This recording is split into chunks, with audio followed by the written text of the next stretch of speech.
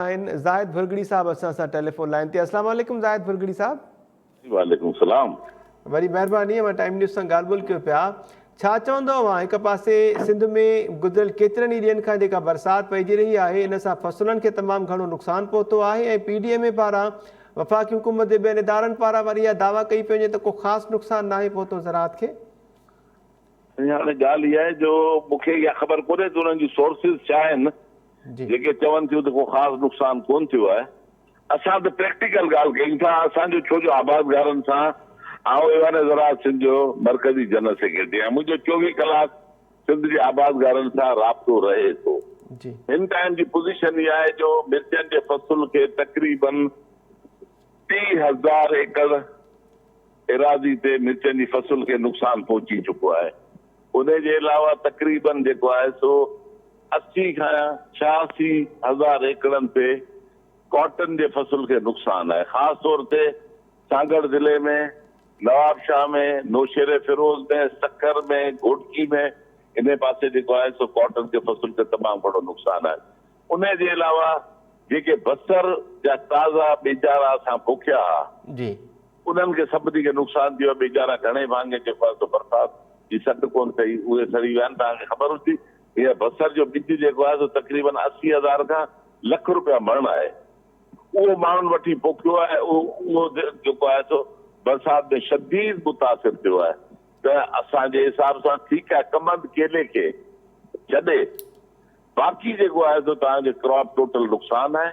छो जो तव्हांखे इहा त ख़बर आहे त हीअ जेके असांजी इंफ्रास्ट्रक्चर ठहिया आहिनि नारा केनाल ते या ॿियनि जाइनि ते, उन खां पोइ तव्हांजो ढोरो पुराण, ढोरो हाकड़ो, जेके तव्हांजा पुराणा ढोरा हुआ उन्हनि जा लंग गस सभु बंदि थी विया आहिनि। किथे इंक्रोचमेंट थी वई, किथे छा थी वियो। हाणे मसइलो इहो आहे जेको बरसाति जेॾी महिल पवे थी त तव्हां वटि पाणी जे निकाल जो को बि निज़ाम मौजूदु कोन्हे। ऐं जॾहिं पाणी निकाल कोन थींदो, ऑब्वियसली मिर्चनि में 24 कलाक जेकॾहिं पाणी बीह रहियो त मिर्चनि जो फ़सुलु ख़तमु। फुटी में जेकॾहिं 48 कलाक बीह रहियो त 48 कलाक उनजो फ़सुलु ख़तमु। हाणे ॻाल्हि इहा आहे जो नेकाल जो सिस्टम तक़रीबन हींअर आहे कोन, सिंध में घटि आहे। LBOD आहे। LBOD हिकिड़ो निज़ाम बहितर निज़ाम हो।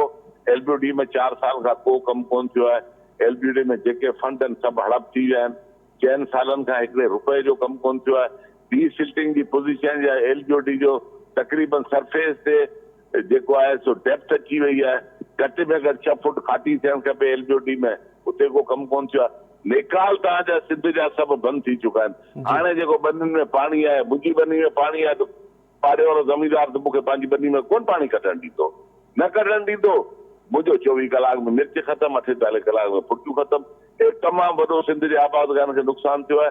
आउं चवां थो सिंध जो जेको गवर्नमेंट ऑफ सिंध जो जेको रिलीफ जो इदारो आहे, आउं इहो चवंदुसि त रिलीफ जो इदारो या रेवेन्यू बोर्ड जेको आहे उहो हिन ते जेको आहे सो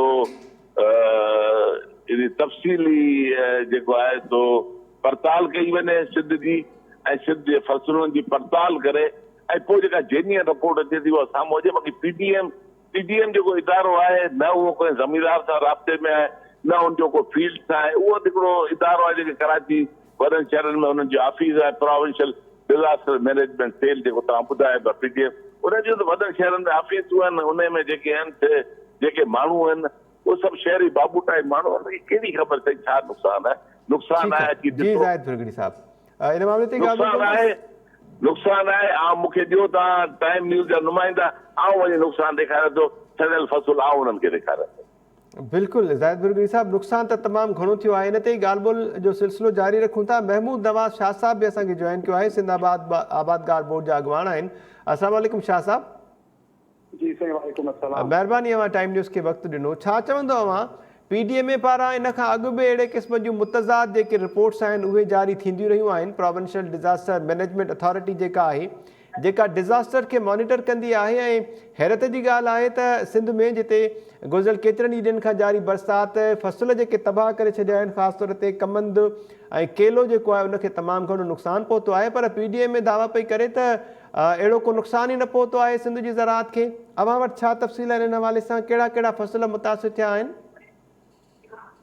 साईं तव्हांजी वॾी महिरबानी। आउं थोरी गुज़ारिश मुंहिंजे ख़्याल में अगरि तव्हां वधीक पुराणी 15-20 ॾींहं पहिरीं जी पोज़ीशन अगरि तव्हां ॾिसो त सिंध में तमामु घणी पाणी जे ड्रॉट जहिड़ी सिचुएशन हुई, ॾुकड़ जहिड़ी सूरत हाल हुई। इन हद ताईं जो काफ़ी सालनि खां पोइ असां कोई तक़रीबन 40% इलाइक़े ते फुटी पोखे न सघियासीं, पोखियल फुटी खे पाणी न पे ॾेई सघियासीं। ऐं पाणी पीअण जा बि इशूज़ क्रिएट थियल हुआ। त मुंहिंजे ख़्याल में हीउ जेको पाणी 70-80 मिलीमीटर असां वटि एवरेजली मींहुं अराउंड पियो आहे, किथे तमामु घणो बि पियो आहे। उन जो जनरली स्पीकिंग असांजो काछो ऐं थर जे अलावा जेको ॿियो कमांड एरिया वारो बि इलाइक़ो आहे, उते काफ़ी इलाइक़नि में फ़ाइदो थियो आहे असां वटि। बराबरि इहो नथो चई सघियां नुक़सानु कोन थियो आहे।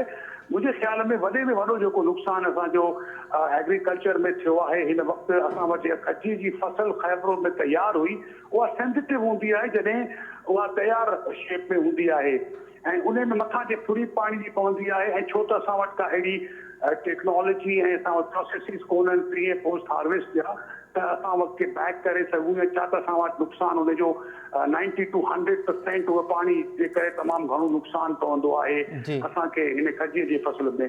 उन जे अलावा जनरली स्पीकिंग मुंहिंजे ख़्याल में आइसोलेटेड एरियाज़ में नुक़सान थिया आहिनि, तमामु घणा नुक़सान थिया आहिनि, पर इहो मींहुं बि असांजे लाइ लाइफ लाइन हो।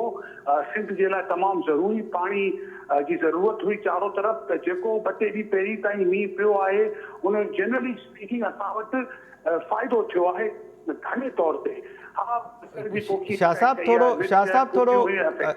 थोरो वाज़े कंदा अवां चओ पिया त पहिरियां पाणी जी खोट हुई, फसलुनि खे पाणी न हुजण जे करे बि नुक़सानु पहुची रहियो हो। हाणे जेका बरसाति पई आहे, एॾो वाफ़िर मिक़दार में पाणी आयो त हिन सां नुक़सानु न थियो आहे पर फ़ाइदो थियो आहे। कहिड़नि फसलुनि खे कहिड़नि इलाइक़नि में फ़ाइदो थियो आहे आबादगारनि जो? हा साईं, जीअं कमंद जो फसल आहे उहो तमामु असां 6-7 लख एकड़ ते पोखियल आहे। आउं नथो सम्झां त को कमंद खे कंहिं इलाइक़े में को अलावा थोरे घणे जेको नुक़सानु थियो हूंदो। नंबर 1 फुटीअ जो इलाइक़ो, जिते फुटी में पाणी 70-80 मिलीमीटर जिते मींहुं पियो आहे, उते फुटीअ में फ़ाइदो थियो आहे। उते मर्द जो अटैक थोरो घटि थी वियो आहे, उते वापसि कच थी वई हली आहे। रादर तव्हां ॾिसंदो त हिन वक़्तु फार्मर्स पाणी डिमांड कनि। तव्हां जेका सारी पोखियो था, उहा सारी असां 5% न पोखे सघिया हुआसीं। जेका 18-19 लख एकड़ ते सिंध में सारी थींदी आहे, उहो हिन बरसातुनि जे करे, पाणी जी अवेलेबिलिटी जे करे इंशाअल्लाह ताला असां 100% जो उहो असां टारगेट जेको आहे सो क्रॉस करे वेंदासीं। केलो हुजे, बाग हुजनि, जिन खे पाणी मथां पियो आहे, मींहुं पियो आहे, असांजा ट्यूबवेल, पाणी पीअण जा खूह, चारो तरफ़ जेको आहे सो इन शइ जो हिकिड़ो तमामु पॉज़िटिव जेको आहे सो असरु पियो आहे। इन जो इहो मतिलबु कोन्हे त इन जो नुक़सानु कोन थियो आहे। ज़रूरु जीअं असां बसर कोन पोखे सघिया आहियूं, तमामु घटि एरिया ते पोखियो अथऊं, नुक़सान थिया आहिनि, पर फ़ाइदो बि हिन मींहं जो मुंहिंजे ख़्याल में तमामु घणो थियो आहे। ठीकु आहे ज़ाहिद बुरगड़ी साहब, अवां एग्री कयो पिया महमूद नवाज़ शाह साहब जे मौक़िफ़ खे? हुननि जो चवणु आहे त खजीअ खे नुक़सानु ज़रूरु पहुतो आहे, बसर जेको आहे उहो असां न पोखे सघिया आहियूं, इन में बि नुक़सानु थियो आहे, पर मजमूई तौर ते फ़ाइदो ई थियो आहे हिन बरसाति जो। कमंद जो जेको फ़सुलु आहे उनखे फ़ाइदो थियो आहे, फुटी जेका आहे कप उनखे फ़ाइदो पहुतो आहे, ऐं संदन इहा दावा आहे त सारियुनि जी पैदावार जेका आहे उनजो टारगेट असां क्रॉस करे वेंदासीं।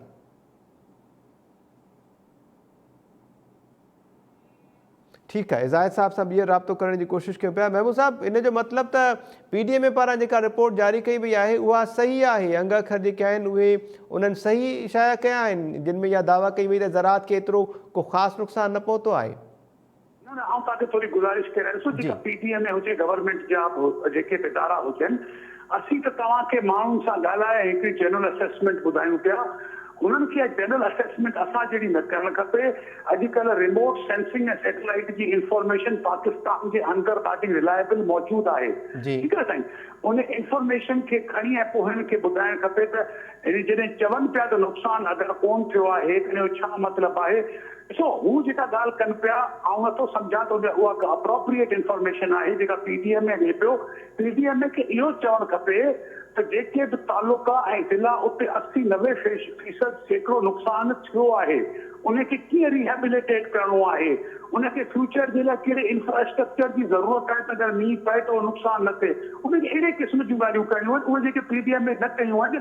इन करे पीडीए पंहिंजी असेसमेंट सां एग्री कोन थो कयां। जेके भले थोरा इलाइक़ा हुजनि पर उन्हनि थोरनि इलाइक़नि में नुक़सान तमामु घणो थी वियो आहे। माण्हुनि जी रूरल लाइफ ऐं इकोनॉमी, ॻोठनि जा घर बर सभु जेके आहिनि से उहे इफेक्ट थिया आहिनि। त इन शइ खे हुननि खे असेसमेंट करे उन्हनि एरियाज़ खे टारगेट करे ऐं पोइ हेल्प करणु खपे। महमूद नवाज़ शाह साहब, अवां खां पहिरियां असांजी ॻाल्हि ॿोल थी हुई ऐवान ज़राअत जे जनरल सेक्रेटरी ज़ाहिद भुरगड़ी साहब सां। हुननि जो बि इहो चवणो त पीडीएम जेका आहे उहा सिर्फ़ु कराची जी हद ताईं महदूद आहे ऐं ग्राउंड रियलिटीज़ उन्हनि वटि का ॼाण न आहे उन्हनि माण्हुनि सां, आबादगारनि सां या ऐवान ज़राअत सां को बि राब्तो न कयो इहे फिगर्स कलेक्ट करण में। अवां सां को राब्तो कयो वियो? आबादगार बोर्ड्स खां कुझु तफ़सील वरिता विया? न साईं, असां सां कंहिं क़िस्म जो को बि राब्तो न थियो, पर जीअं मूं गुज़ारिश कई त भले असां सां राब्तो न कनि खणी, पर जेका बि या त अञा माण्हुनि खे ॿुधाइनि त का अहिड़ी इंफॉर्मेशन ॾियनि जेका रिलायबल हुजे, उनजे मथां को प्रॉपर एक्शन खणी सघे। ही जेके ॻाल्हियूं आहिनि न, इहे त असां जेके ग्रोवर्स आहियूं हितां हुतां पुछी असेसमेंट करे ॿुधायूं था। जीअं मूं तव्हांखे चयो आइसोलेटेड एरियाज़ में का जीअं बदीन जो ज़िलो आहे न, सियापत मिसाल ॾियां, बदीन जे किन इलाइक़नि में तमामु घणो नुक़सान थियो, किन इलाइक़नि में अॼु माण्हू पाणी पिया घुरनि त असांखे पाणी ॾियो ऐं महिरबानी करे केनाल बंदि न करियो त असां साड़ियुनि जा रोंबा करे अची करे सघूं। सो मक़सदु ॻाल्हि चवण जो त जिन इलाइक़नि में नुक़सान थियो आहे उहो हाईलाइट केरु कंदो? इहो त जनरल शायदि असां वटि जेको गवर्नमेंट ॾींदी आहे सब्सिडी या का इंसेंटिव अगरि जनरली ॾींदी त हुनजो फ़ाइदो कोन थींदो। उहो टारगेटेड करे ॾियनि त पैसा गवर्नमेंट जा घटि ख़र्च थींदा, उन्हनि माण्हुनि जो जेका असां कंहिं तरीक़े सां मदद थी सघंदी। ठीकु आहे महमूद नवाज़ शाह साहब, वरी महिरबानी अवांजी टाइम न्यूज़ सां मां ॻाल्हि ॿोल कई ऐं ज़ाहिद भुरगड़ी साहब बि पंहिंजो मौक़िफ़ ॾिनो। अवांजी वॾी महिरबानी। नाज़रीन, पीडीए में प्रोविंशियल डिज़ास्टर मैनेजमेंट अथॉरिटी पारां इहे अंग अखर ऐं रिपोर्ट जारी कई वई आहे त सिंध में ज़राअत खे हालिया जेकी बारिशूं पयूं आहिनि जिन जो सिलसिलो अञा बि जारी आहे उन सां को ख़ासि नुक़सानु न पहुतो आहे, पर इन जो उबतड़ जेके अॻवान आहिनि ऐवान ज़राअत जा ज़ाहिद भुरगड़ी साहब ऐं महमूद नवाज़ शाह साहब, उन्हनि जो चवणो हो त खजीर जो जेको फ़सुलु आहे जंहिंजो मौसमु आहे उनखे तमामु घणो नुक़सानु पहुतो आहे। बसर असां वक़्त से न पोखे सघियासीं, इन में बि असांखे नुक़सानु पहुतो आहे। कमंद ऐं केले जे फ़सुल खे बि नुक़सानु पहुतो आहे, पर फुटी जेका आहे कप उनखे फ़ाइदो पहुतो आहे ऐं सारनि जो जेको फ़सुलु आहे उन में जेको टारगेट आहे उनखे असां क्रॉस करे वेंदासीं त कुझु इलाइक़नि में इन बरसाति सां आबादगारनि खे फ़ाइदो बि थियो आहे।